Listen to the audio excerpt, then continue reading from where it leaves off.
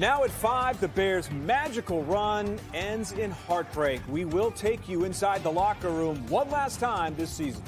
People across the country are honoring Dr. Martin Luther King Jr. We take a look at how the trailblazer is being remembered today. Not just cold out there, bitter cold, and it's not going anywhere. What do you do if the heat goes out? Thanks for joining us at 5. I'm Scott Schneider. And I'm Sylvia Perez. Dawn has the evening off. Okay, so big story today, other than us, licking our wounds from the Bears' loss last night, is this bitter cold.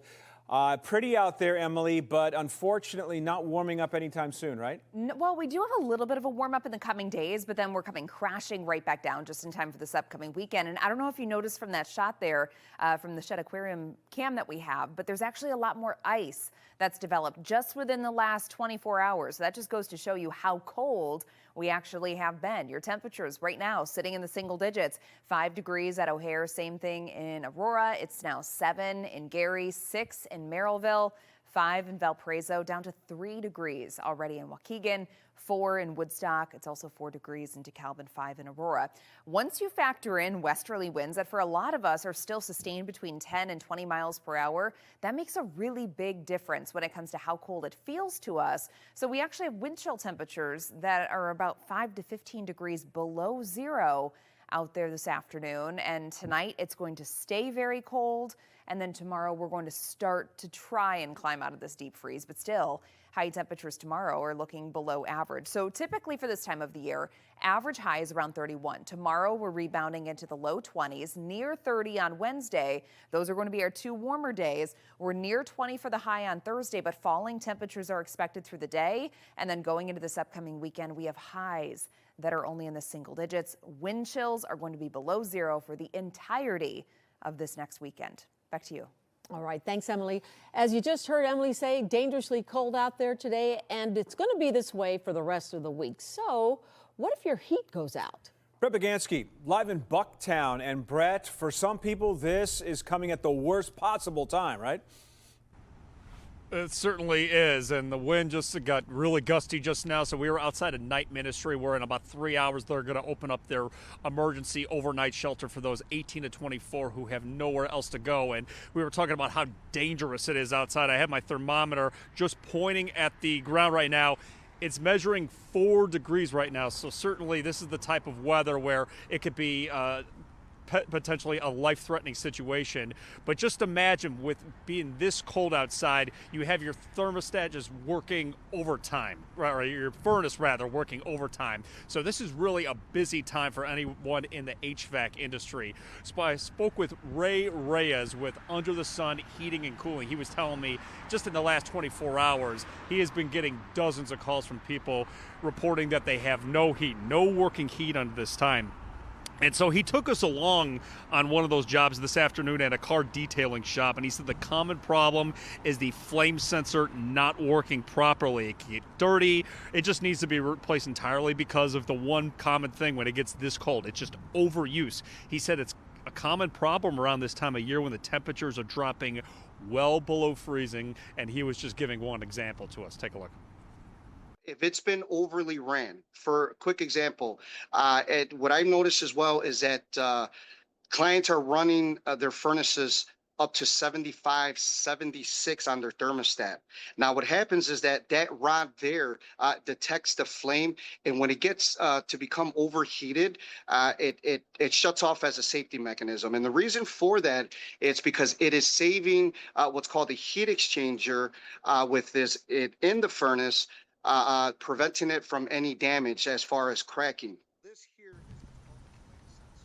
So you could just imagine the high demand right now. Reyes told me he's had to turn people away for same-day service. He says it's really become a first-come, first-served basis, so they're going to be booked up for the next 4 days. So going back to any kind of warming shelters right now, this is about to open at around 8 o'clock today. So I checked the site, Streetlight Chicago. This is where you can look for any kind of service if you need an overnight shelter. There was still one bed available for tonight, but certainly with the temperature being this low, you can imagine that the demand is certainly going to be high tonight and throughout the rest of the week. We are live in Bucktown tonight. Brett Bagansky, Fox Chicago.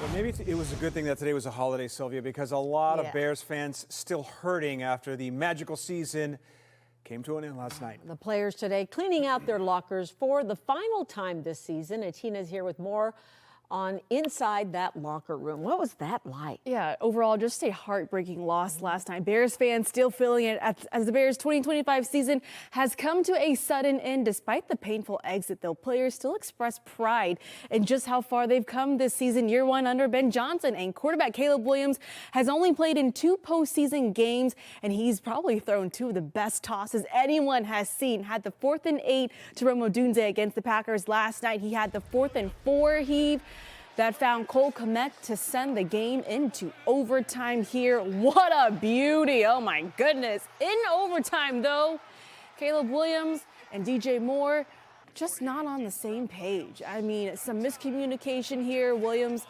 toss was picked off for a 3rd time in the game. The Rams drove down the field ultimately to hit a 42-yard walk-off field goal, ending the Bears' historic season. But many inside the locker room up at Hallis Hall, they know the future is bright here with QB1. You know, you have a franchise quarterback, and I think that's one of the hardest things to get right. You know what I mean? To have a franchise quarterback, and you know, obviously continue to build around him. But like I said, who knows what it's going to look like on, you know, that side of the ball, defensive side of the ball. But like I said, I think if you have those first 2 pieces with the head coach and the quarterback on the same page, and Caleb's going to do nothing but get better. I mean, I think the lessons that he's learned, he's going to learn from this year. He's going to take that into the offseason. It's going to drive him to be the best he can possibly be. I mean, he's already a top quarterback in this league, in my opinion. And I think that's going to attract people to want to come here as well. You see the plays he makes out there, and you can't coach some of them things. And they have a quarterback here in Chicago, and you know, it's going to be special, you know, for, you know, whatever, you know, team's going to be a part of this. He's going to be a problem in this league. What a dream season for the Bears, clinching the NFC North for the first time since 2018. 11 wins in the regular season, and of course, picking up their first playoff victory in 15 years. Later in sports, hear more from the players from locker room clean out earlier today. Scott and Sylvia. All right, Tina, thanks for that. On this MLK Day, the Rainbow Push Coalition used its annual breakfast to measure Dr. King's words against today's politics. Terrence is here to speak on how speakers tied his legacy to real decision making that's being made right now. Yeah, this wasn't just a look back. This was a look at the president. People kept asking the same question today. What does Dr. King require of all of us in 2026? Hundreds of people showed up for the breakfast hosted by the Rainbow Push Coalition. The group was founded, of course, by Reverend Jesse Jackson Sr., who worked closely with Dr. King. This marked the first time in 36 years, though, he could not attend. A notable absence today, but his family says he is recovering well from his recent health issues. The theme was building a beloved community, Dr. King's idea of a society that treats people fairly. The first voice that you will hear carries Dr. King's words as a 9-year-old. I have a dream that one day this nation will rise up and live out the true meaning of its creed.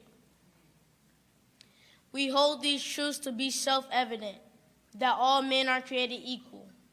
Now the war is not over, victory isn't won, but we'll fight on to the finish, and then when it's all done, we'll cry glory, oh glory.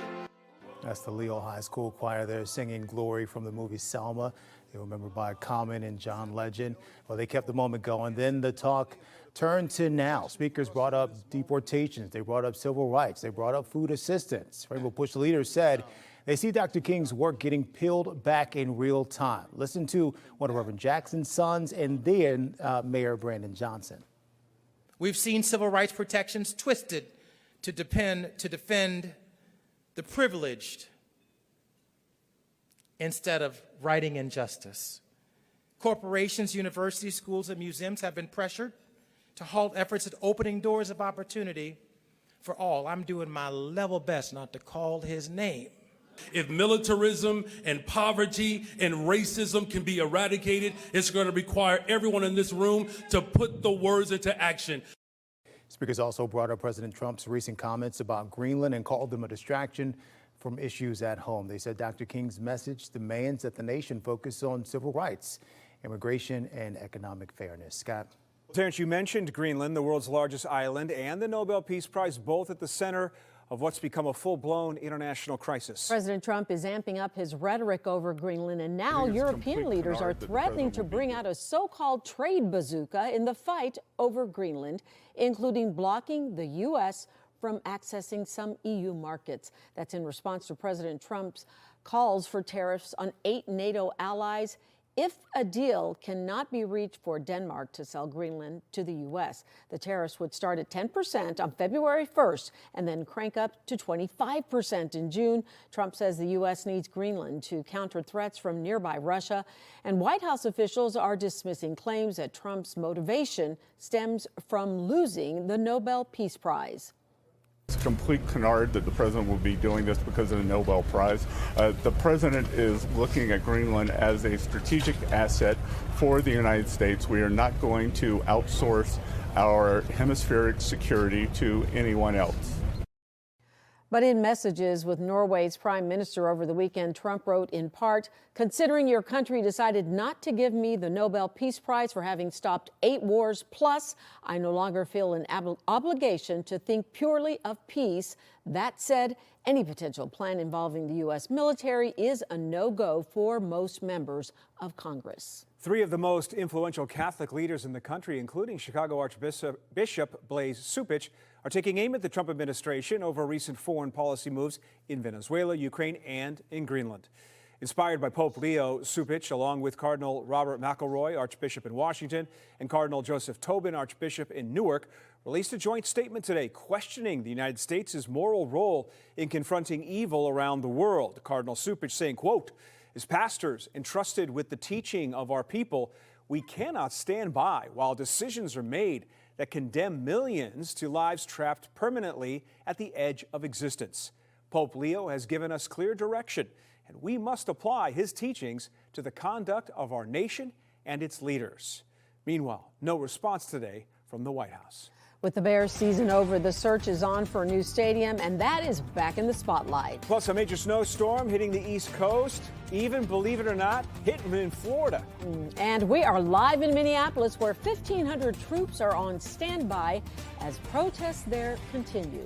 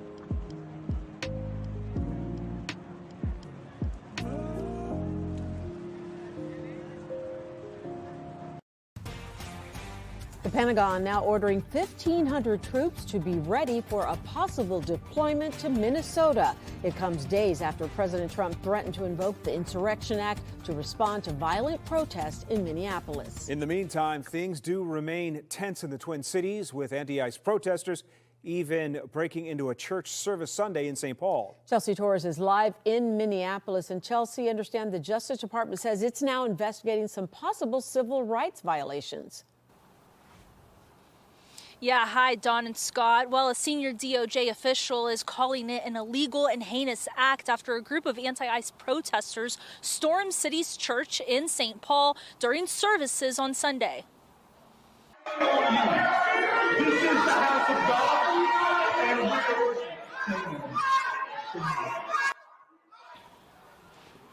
You can see and hear protesters screaming at the pastor, many chanting ICE out, all while parishioners, including children, looked on before the group eventually left. The St. Paul Police Department says they're investigating it as a disorderly conduct case. Attorney General Pam Bondi says she spoke with the pastor of the church, and an FBI team is starting an investigation into the incident. The DOJ Civil Rights Office also says they have 2 prosecutors on their way to Minneapolis, and they're pursuing federal charges. This shouldn't be a Republican or Democrat issue. These are worshipers who are practicing their First Amendment rights to worship. And yet those rights were trampled on by these protesters who trespassed and began intimidating these Christians worshiping. So I'm glad to see the Department of Justice is taking this incredibly seriously. And I hope we see mugshots soon. In response to the church incident, a spokesperson for Minnesota Governor Tim Walz told Fox, quote, the governor has repeatedly and unequivocally urged protesters to do so peacefully. While people have a right to speak out, he in no way supports interrupting a place of worship. And even hours ago, Secretary Kristi Noem even said that in the last 6 weeks, DHS has arrested 3,000 criminal illegal aliens, many of them murderers, rapists, and child pedophiles right here in the Minneapolis area. Guys, back to you. All right, thank you for that. On this Martin Luther King Day, nearly 60 organizations were in the streets of Chicago to protest. They're calling for ICE to be abolished. The protest began at Water Tower Park and ended at Trump Tower. Today is also the 1-year anniversary of President Trump's inauguration. Protesters say they were out in the freezing cold because the issues they stand for are life and death for many people. We've got people who are wrongfully imprisoned. We've got the Constitution being shredded by this president, and a totally weak response from the so-called opposition in the Democratic Party. And so we've got to fight for civil rights the way they've always been fought, being out in the streets, taking risks sometimes. The groups are also calling for an end to the war's genocide and to tax the rich. On Capitol Hill, Democrats in Congress say they are trying to stop using ICE from using what they call heavy-handed tactics. Their plan, cut the agency's money. Some lawmakers now insist on new guardrails in an upcoming DHS funding bill before they cast their votes. Cannot vote for anything that actually adds more money and doesn't constrain ICE. I am not going to cast a vote, not one dime, to support this lawless, brutal Trump ICE operation. Congress has until the end of the month to fund DHS and other agencies to avoid another federal government shutdown. So there's a vote happening tonight in the southwest suburbs. Amazon could be coming to Orland Park, not as a warehouse, but as an actual store. Village leaders are set to decide today if the plan gets the go-ahead. Leslie Moreno is live with how people are feeling about this. Leslie. Hey guys, good evening. Yeah, there's a mix of reaction on this tonight. Some say it could bring hundreds of jobs and new investments to the area. Others, however, say it could impact local businesses and cause major traffic jams. Amazon says it wants to build a large retail store near 159th Street and LaGrange Road on land that's currently vacant. The company says this would be a traditional shopping experience with groceries and general merchandise, not a distribution center. The Plan Commission reviewed the proposal and voted to recommend approval, clearing the way for tonight's decision by the Village Board. If the board says yes tonight, Amazon could move closer to breaking ground later this year. Village officials say the development could bring hundreds of jobs and add to Orland Park's reputation. Some residents, however, are questioning whether the area can handle the added congestion and how a store this size could affect existing retailers nearby. If approved, that construction could start as early as this April. The meeting is set to start here at 5:30, so in just a couple of minutes, we'll be there and we'll let you know what they decide coming up tonight at 9. For now, reporting live here in Orland Park, Les Moreno, Fox, Chicago. U.S. Department of Justice, Education, is putting on hold plans that would seize tax refunds or garnish wages of Americans who have student loans that are currently in default. The department says it is going to revise student loan repayment regulations in an effort to align those with the One Big Beautiful Bill. That was passed last July. The department says it wants to help student loan holders resume on-time payments with more clear and affordable options. The Trump administration is under pressure to bring prices down. One thing, the White House is considering a new affordability plan. It will allow Americans to use their 401ks for a down payment on a home. People typically cannot withdraw money from the account early without being penalized by the IRS. Housing affordability remains a top issue for voters. High mortgage rates and home prices have sidelined potential buyers, and Democrats say it will remain a priority for their party ahead of the midterm elections in November. Climate that President Trump is leaving our candidates with, voters are extremely anxious about cost of groceries, cost of housing. President Trump has introduced several proposals to cut down costs. That includes banning investors from buying single-family homes. And earlier this month, he directed federal mortgage backers, Fannie Mae and Freddie Mac, to buy $200 billion in mortgage bonds to lower rates. The president is expected to announce new housing plans at the World Economic Forum later this week. Scott? Thank you. Supreme Court expected to hear oral arguments this Wednesday. It involves the attempted firing of Fed Governor Lisa Cook. Fed Reserve Chair Jerome Powell is reportedly going to be there. The court is considering whether President Trump can actually fire Cook, something he said he'd do over the summer. The Trump administration has accused Cook of mortgage fraud, an allegation that Cook denies. She sued to keep her job, and the Supreme Court in October allowed her to stay on board while they consider the case. President Trump, meanwhile, has his hands full on the international stage, managing crises in Ukraine, Greenland, and Venezuela. Still, though, focused on Iran, where officials are threatening an all-out war if the U.S. tries to take out the Ayatollah. Trey Yingst has the latest from Tel Aviv. The protests have largely tapered off in Iran following a brutal crackdown by security forces. But President Trump is hoping to keep the momentum going, saying over the weekend that it's, quote, time to look for new leadership in Iran. Iran's president responded with a new warning that any attack on the supreme leader would be considered a declaration of war, while Ayatollah Khamenei once again blamed the unrest on President Trump. Worse than domestic criminals are international criminals, and they will not be spared either. This matter must be pursued and investigated. President Trump's threat of regime change packs more of a punch following the capture of Venezuelan President Nicolas Maduro. They know he's willing to use force, but they never know if he's going to use it in a specific situation. And I think the Ayatollah is very much taking that into account. Some Republicans on Capitol Hill are now calling on the president to use this moment as an opportunity to actively work toward toppling the Iranian government. I think the U.S. should be taking every step possible to end this regime. The Ayatollah Khamenei hates America. We are supporting the Iranian people to get their country back and get rid of the Ayatollah and the murderous regime there. But there are growing concerns from some Mideast allies that any American strikes on Iran could spill over into a broader regional conflict. I think they're always concerned with American military strikes or Israeli because they know that the repercussions exist. Iranian officials say at least 5,000 people died during the crackdown. The true number is expected to be much higher. In Tel Aviv, Trey Yingst, Fox, Chicago. Here's something you don't see often.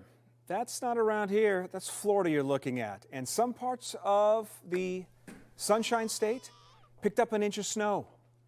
Now, this was mostly in the Panhandle, very close to the border with Alabama. This makes the second consecutive year that they have seen snow in Florida. They've also had some of the white stuff in Georgia, so everybody there is taking it slow. Just be careful.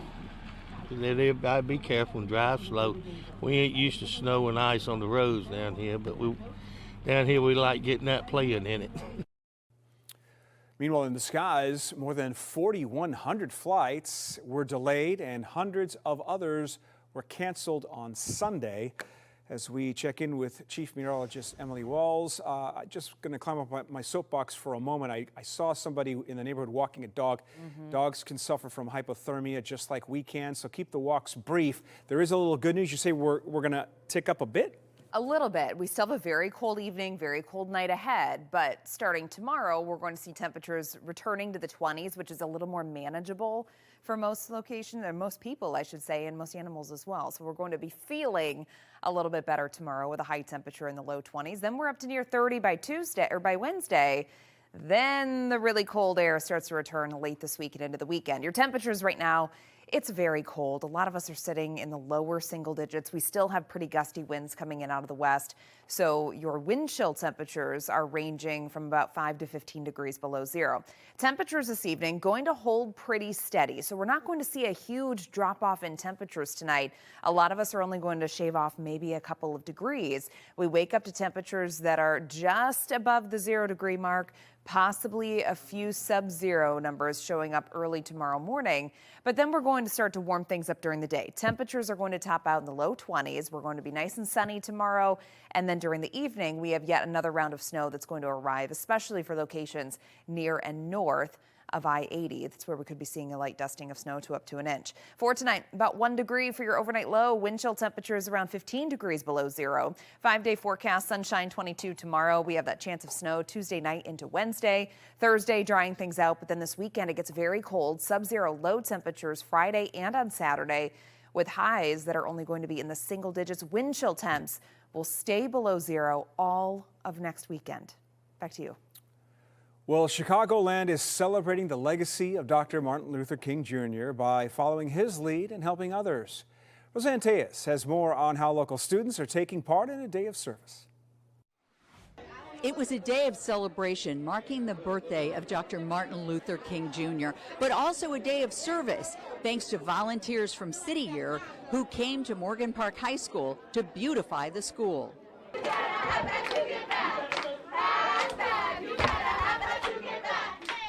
Volunteers were greeted with high fives and high energy. We talked with them about their mission and heard from the very grateful Morgan Park High School principal. It's really exciting, and there's just so much energy in the building today, so I'm really grateful and appreciative of it. And the part that you don't see here today is our students and families at Morgan Park. Our students are doing a great job this year.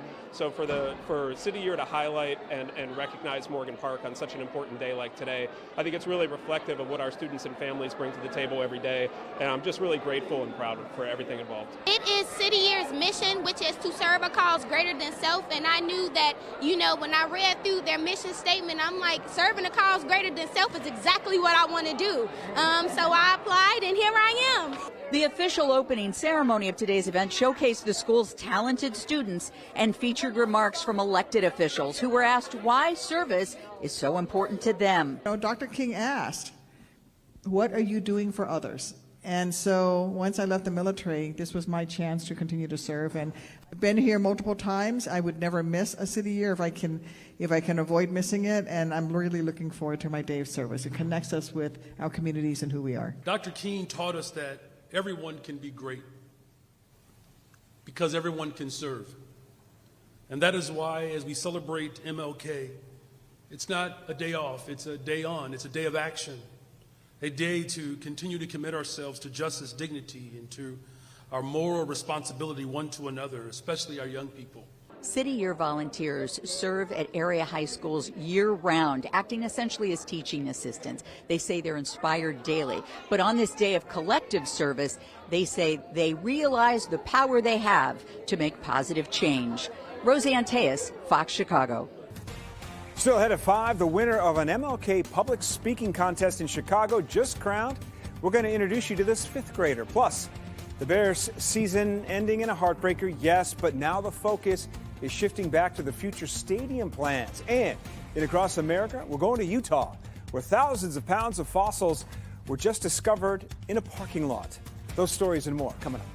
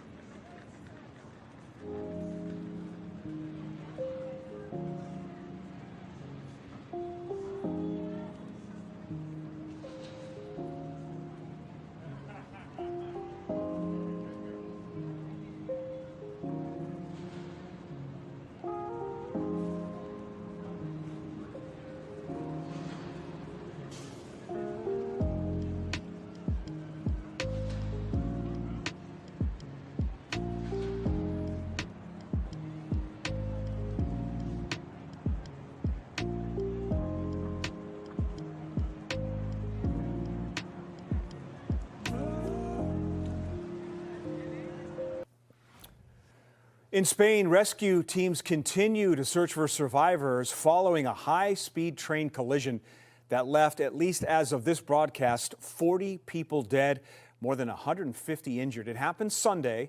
A train traveling in southern Spain towards the capital of Madrid somehow went off the rails, jumped the track, and slammed into other train cars. The scene was horrific. It was terrible. People asking and begging for help. Those leaving the wreckage are images that will always stay in my mind. Now, this search and rescue taking place in difficult conditions where the trains collided. It's a narrow road, one way, difficult to get emergency response vehicles in and out. Officials say they do not know the cause at this time. Spanish Train Drivers Union telling the media it warned the rail operator last August of severe wear and tear on these tracks, precisely where the accident took place. Italian fashion icon Valentino has died at the age of 93. His foundation announcing today he died at his home in Rome. Known simply as Valentino, he dressed royals, first ladies, and movie stars and became the king of the red carpet. He founded his fashion house in 1959 and helped define luxury for decades. Valentino sold the label for an estimated $300 million in 1998. He retired in 2008. His funeral is set for Friday in Rome. First responders in Michigan swarming a massive multi-car pileup today. Some 100 vehicles involved, and that includes 40 semi-trucks. Drone video of that scene shows at least 6 of those semis in one section of that crash. The sheriff's office says the chain reaction pileup happened at about 10 o'clock this morning. There are still a ton of closures as a result, while drivers are evacuated and that wreckage is cleared. As you can see from this video, that is going to take some time. There are a number of injuries reported, but none are believed to be fatal. Police say not every vehicle involved was part of this collision, but several slid off the freeway trying to brake or avoid crashing. In South Carolina, the measles outbreak has spread to Clemson University. The first case reported on campus, and that person tonight is in isolation. The Department of Public Health working to reach out to anyone who may have been exposed. There have been more than 550 cases statewide, more than 100 of those confirmed just last week. New details just released in Florida's theme park injury report. A 70-year-old woman died last year after riding Revenge of the Mummy at Universal Orlando. This happened in November. According to this report, the woman became unresponsive while on that ride and died at a hospital. Cause of death has not been listed. Since the attraction opened in 2004, there have been 21 reported incidents on the ride that range from nausea and dizziness to a seizure and a vertebrae fracture.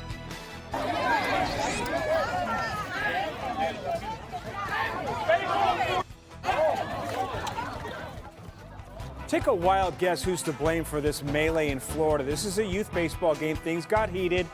Couple of dads started trading blows. It all started when the 21-year-old umpire gave one of the coaches a warning. One of the dads didn't like it, started punching the umpire's dad, who was in the stands. The umpire then left the field to try to stop the two dads, but then was punched by the coach. A player also joined the fight by kicking the umpire while he was down. The ump taken to the hospital, treated for his injuries. The dad, coach, and 17-year-old are all facing charges. A prehistoric find in Utah. The National Park Service says crews uncovered dinosaur fossils. This happened during a parking lot construction project at the Dinosaur National Monument. These are the first fossils found at this location since 1924. Roughly 3,000 fossils and rocks were taken from this site. Officials believe the fossil belonged to a large, long-necked dinosaur. Look at that. You don't want to say what it's called? No. The Diplodocus? I know I wasn't close on that. Diplodocus. All right, now to Dolly Parton. Call this better late than never. She now has her very own day in Tennessee. The governor declaring today Dolly Parton Day in honor of her 80th birthday. The proclamation recognizing her life, her legacy, extraordinary contributions of, quote, Tennessee's favorite daughter. The governor says her talent and generosity, including her commitment to philanthropy, have made a lasting impact to the world. The singer gifted fans with an early birthday present, a new version of her Light of a Clear Blue Morning song. Money from the song going towards pediatric cancer research at Nashville Children's Hospital. Love some Dolly. Yeah. Still ahead on the news at 5, the Bears season sadly is over, but now the focus is back on the stadium search. Hundreds of students in the suburbs spending MLK Day giving back to local veterans. I'm Tina Nguyen. Next in sports, a special night inside the U. See the return of a 3-time Stanley Cup champ, Jonathan Taves. The Hawks host the Jets tonight. Plus, the Bears' magical season has come to an end, but brighter and better days are ahead. Hear from the players next in sports.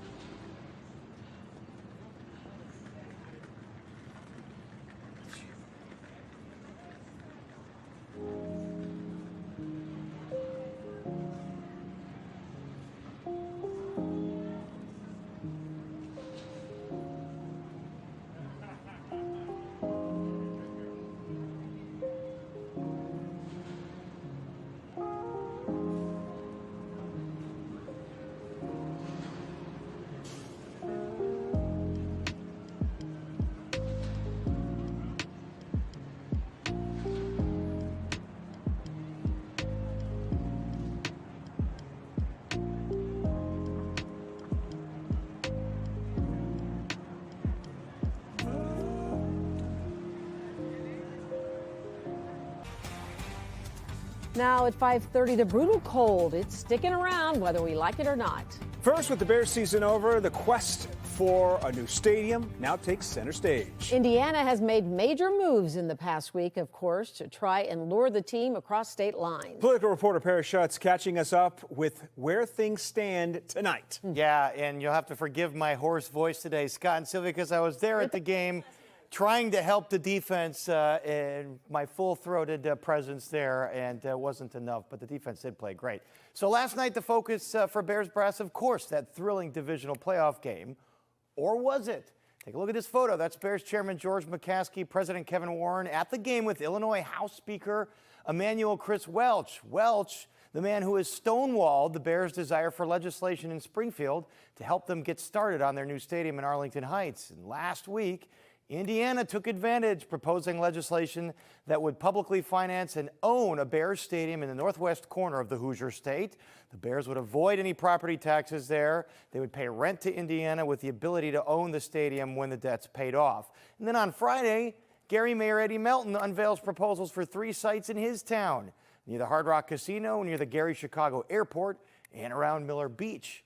The Bears have also been focused on a site next to Wolf Lake, right over the border in Hammond. Now, Arlington Heights, of course, is still in play. The Bears are looking for this legislation that would give them the ability to negotiate future property tax rates with the village.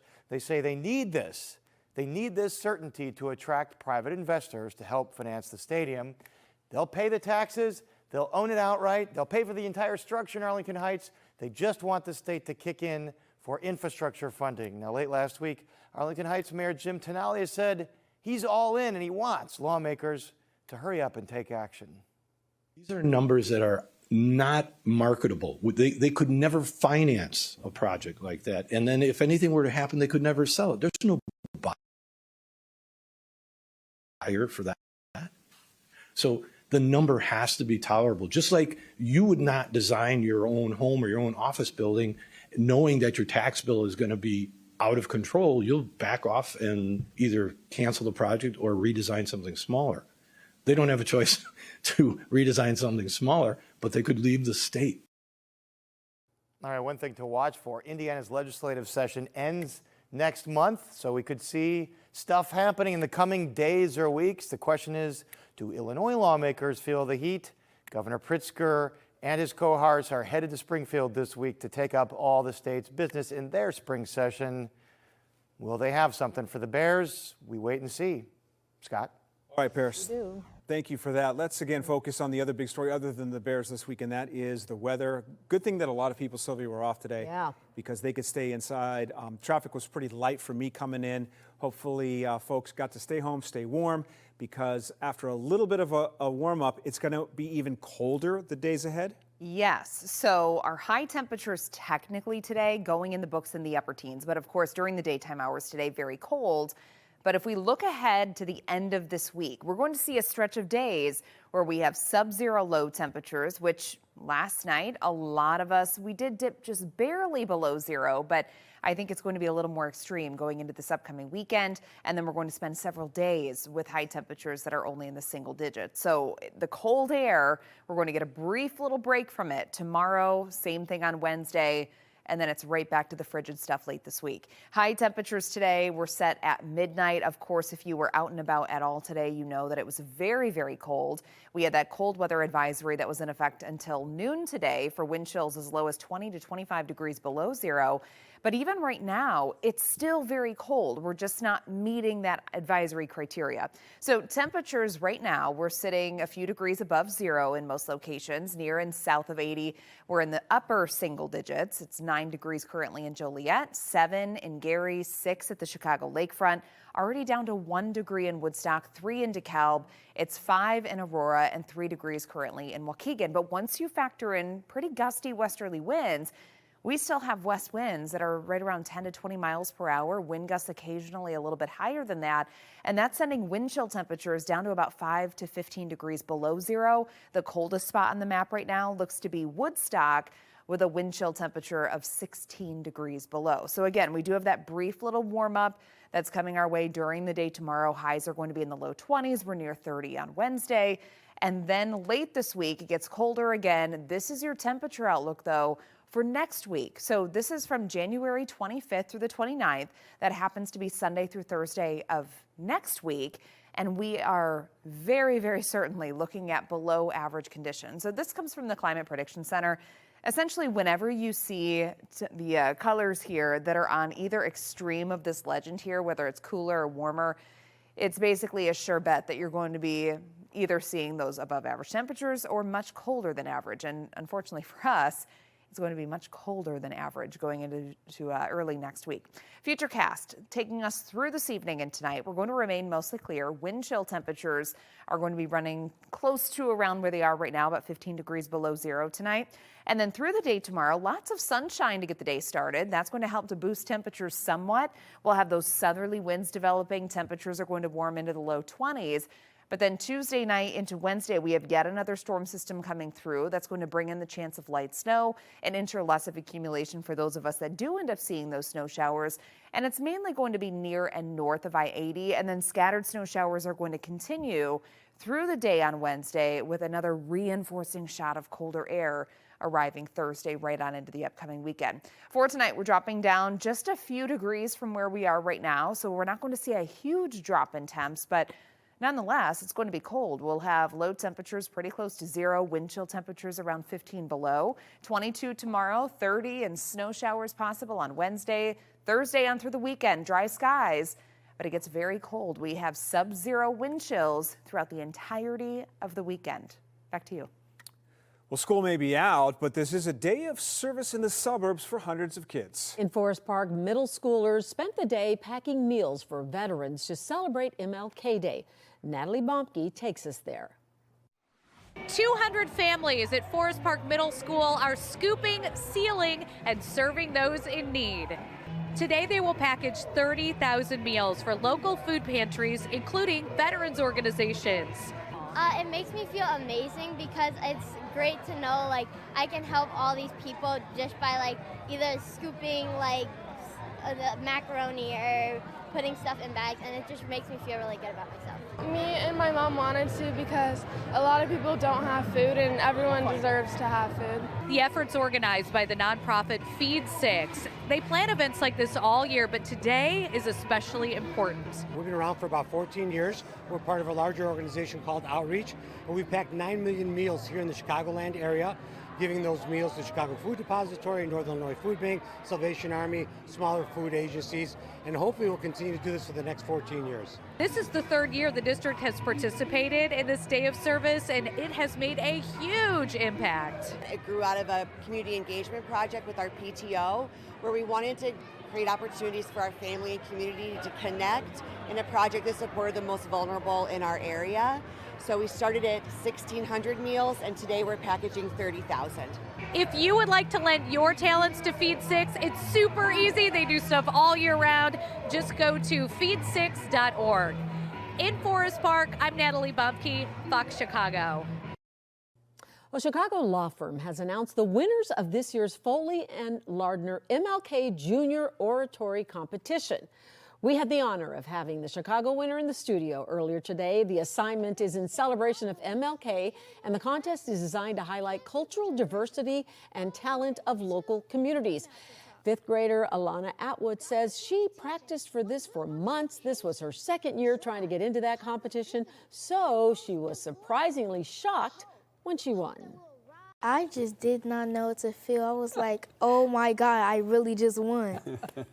That's fantastic. How many students were competing? Well, we made it down to the final 8 is what the finals were, but we had probably over 80 students competed to get to the semifinals. So we had our finals of 8, and Alana really stood out. She did a wonderful job. Alana's theme was "Change Always Starts With Us." Her speech connected Dr. King's legacy to work she believes is still needed today. And the best part, her proud parents also joined us in the studio, and they were beaming, so proud. Congratulations to Alana. Well, as communities across the country host parades and panels and service projects marking 40 years of Martin Luther King Jr. Day, the political climate for some remains uneasy. Madison Scarpito has the latest on that. Communities across the country are observing the 40th anniversary of Martin Luther King Jr. Day. No fear, immigrants are welcome here. From Brooklyn to Washington, D.C., thousands marching to honor the civil rights leader's life and legacy, as well as family members laying a wreath at his memorial on the National Mall. Dr. King believed in a beloved community, one rooted in dignity, fairness, and shared humanity. Leaders arguing even decades after his assassination in 1968, the United States is still battling with some of the same themes of inequality and discrimination. If Dr. King were alive today, he'd have a lot of work to do. The message of Dr. King seems more important now than ever. I think he would recognize the progress we've made in our country over decades, but I think he'd be horrified by the moment we're living through, where so many people are seeing their civil rights attacked. Dr. King's niece revealing what she thinks her uncle might say about the tense situation in Minnesota after a woman was shot and killed by an ICE agent. I believe he would want us to know that we're just one human race and that we should be kind rather than all of the anarchy and violence. He said that only love can drive out hate. Only faith can drive out fear. People are also honoring Dr. King's memory by volunteering and attending church services. In Atlanta, Madison Scarpino, Fox 32 Chicago. Well, this is pretty fun. In about a half hour, Indiana taking on the U. That's right, Sylvia. University of Miami in the College Football National Championship. And Hoosier fans, I should say, have been ready to party since last night, camping out in Bloomington just to get a seat at a bar, not in the stadium in Miami, at a bar in Bloomington. Yeah, this is video of them braving the cold outside in long lines. We've got much more on the playoffs, but first, a tough Monday for Bears fans and for the team, of course. Yeah, it was something. That magic run finally coming to an end in a heartbreaking fashion. Tina's back with more on how the team is feeling about all of this. Heartbreaking, crushing, you name it. The Bears' 2025 season came to a dramatic end last night in the divisional round. Despite the painful ending, though, many players and Ben Johnson himself expressed optimism and confidence for the future. Cassie Carlson has the latest from Hallis Hall. A lot of reflecting going on during locker cleanout, and despite being just a day removed from the Bears' overtime loss to the Rams, many of the players said the foundation has been set in Chicago, and they believe that will carry over for years to come, and that's thanks to Ben Johnson. He's been the catalyst for us, to be able to lead us, to be able to stand strong in tough moments and good moments, to be able to show emotion, be able to be who he is and be consistent with that and do what he said he was going to do. He's been everything that Chicago's needed as a coach. We accomplished a lot. We have ignited a belief from this city into this team that this city believes in this team. I've been saying that Chicago deserves a winner, and just hoping that we gave this city something to be proud about. Jaquan Brisker and Kevin Byard are both free agents, and while they both said they would like to be in Chicago, they said they haven't had any discussions with the Bears about their future yet. I feel like I show them every game, every single practice. Even, the years prior, I feel like I showed what I could do when I was healthy. And, this last season, the last game, that's my last one. So, I went out with a bang. I definitely think there's mutual interest for me to be back, but at the end of the day, I truly don't have any real control over it. I think with, the success that we all had this season as a team, I think a lot of guys on this team is going to be coveted around this league, honestly. Robodunze will take time to rest his foot injury that kept him out for 5 games this season, while also looking at how he can improve after calling what he had a disappointing season. It really hurts just not coming through in some of those moments throughout the whole season. It's not just last night. It's, several different plays. And not to say I didn't, help this team. I'm not going to sit here and say, I drug us down on the reason. It's not the attitude that I have. But when I'm not making the plays that I feel like I can make and being the player that I feel like I am in this league is disappointing.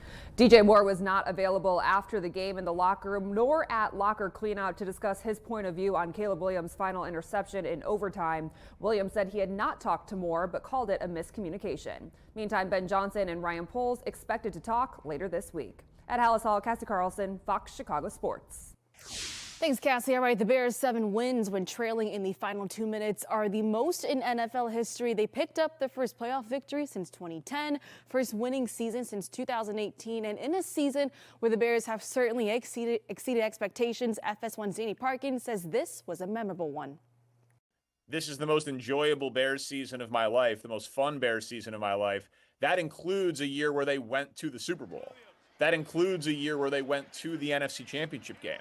This felt like the 2015 Cubs, which is one of the most enjoyable baseball seasons of my life. This felt like year ahead of schedule, young team, the start of something, and it feels like the MVPs and the Super Bowls are almost inevitable. All right, plenty more from Danny Parkins on Chicago Sports tonight at 6 p.m. on the Fox local app, and at 9:30 on Fox Chicago. Luke Canellis is also joined by Cassie Carlson as they recap more of last night's heartbreaking loss, and they look ahead to the offseason, all right here on your home of the Bears. All right, tonight is the night many Blackhawks fans have circled on their calendar when they found out Jonathan Toews was signing to the Jets. The former Hawks captain and 3-time Stanley Cup champ returns to the UC since his final game in 2023. The 37-year-old, though, is expecting plenty of emotions tonight, especially after seeing the reaction when Patrick Kane made his return. Thought about it a little bit, especially seeing when Kaner went back and he scored the overtime winner. Either way, I'm excited to go back. It's going to be strange. Happy and sad at the same time. Obviously, life goes on, but I'm happy to be right where I am right now, and definitely very thankful for the years I got to spend there. All right, and tonight down in Miami, a national championship will be crowned as the Hurricanes and the Hoosiers take center stage. Indiana looks to cap off their storybook season with their first ever appearance in the national championship. They're also hoping to become the third straight Big Ten school to win a title. I think it's time to sharpen the saw now, throw those warm fuzzies out the door, that sentimentalism. It's time to go play a game against a great opponent. We got to have a sharp edge going into this game. And, you don't go to war with warm milk and cookies. Kurt Signetti, the best quotes there. All right, Bears running backs coach Eric Bieniemy is headed to Kansas City to be their offensive coordinator. Packers defensive coordinator Jeff Hafley is being named the head coach of the Miami Dolphins, and the Bills have fired head coach Sean McDermott. That is now the 10th head coaching change here in the NFL. Scott and Sylvia, back to you guys. Love the milk and cookies quote. Right? Good Thanks, stuff, Tina. Tina. Thanks. And thank you for joining us at 5. And now you can stream us on your smart TV with Fox Local. We are on all of the streaming platforms. Tune in for the news at 9.